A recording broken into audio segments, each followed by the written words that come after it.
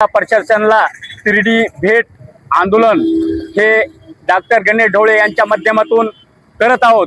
तर ही तिरडी भेट आंदोलन बीड जिल्ह्यामध्ये का जिल्हाधिकारी कार्यालयासमोर करत आहेत, तर ह्याचे कारण आहे ज्यावेळेस इथं झाडं होते, केंद्रेकर साहेब असताना त्यांनी झाडं लावली होती फक्त आंदोलन करण्यासाठी, पाण्याची व्यवस्था केली।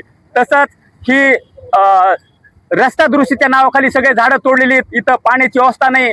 व आम्ही सर्व सामाजिक संघटनेने एक विनंती अर्ज 4 ते 5 वर्षापासून करतो, पण त्याच्यावर कुणी आणि विशेष करून कुठली तरतूद करता येत नाही असं आम्हाला लेखी उत्तर दिलेलं आहे। आणि जर आम्ही एक विनंती केली, जर तुम्हाला करता येत नसलं तर आम्हाला फक्त परमिशन द्या, आम्ही सगळं वर्गणीद्वारे आम्ही शेडचं निवारण करू आमच्या पद्धतीनं, पण ते पण करायला शासन धजावत नाही। यासाठी ही तिरडी आंदोलन ह्यासाठी करतो की एक आमचे सहकारी ऊसतोड कामगार मजूर हे सातत्याने आंदोलन करीत आहेत आणि आमरण उपोषण आहे। आज 7 दिवस झाले तरी कुठलंही प्रशासन इथं आलेलं नाही।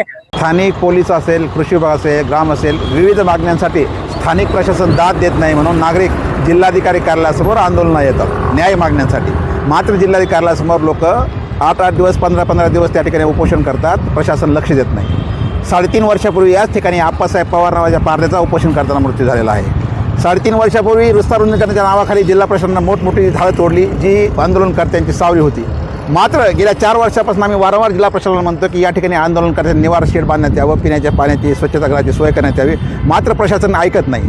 प्रशासनाला आम्ही ते सांगितलं जर प्रशासन करत नसेल तर आम्ही लोकवर्गणीतून बांधतो, प्रशासनाला मंजुरी द्यावी, मात्र प्रशासन मंजुरी देत नाही। सध्या खूप उन्हाळा आहे आणि अशा आमरण उपोषणामध्ये एखाद्या माणसाचा मृत्यू होऊ शकतो आणि त्यामुळं जिल्हा प्रशासन या ठिकाणी बीड जिल्ह्याचं मृतप्राय झालेलं आहे। जिल्हा प्रशासनाला त्याची लक्ष वेधण्यासाठी आज आम्ही जिल्हाधिकाऱ्यासमोर तिरडी आंदोलन केलं आणि तिरडी आंदोलन जे आहे ते जिल्हा प्रशासनाला भेट देणार आहोत। कमीत कमी या निमित्तानं तरी जिल्हा प्रशासन आंदोलनकर्त्यांची बाजू ऐकून घेईल, त्यांच्या वेदना व्यथा समजून घेईल आणि आंदोलनकर्त्यांसाठी निवारा, स्वच्छ पिण्याचं पाणी आणि त्याचबरोबर स्वच्छता आदींची मूलभूत सुविधा सोय करेल असं आम्हाला वाटतं।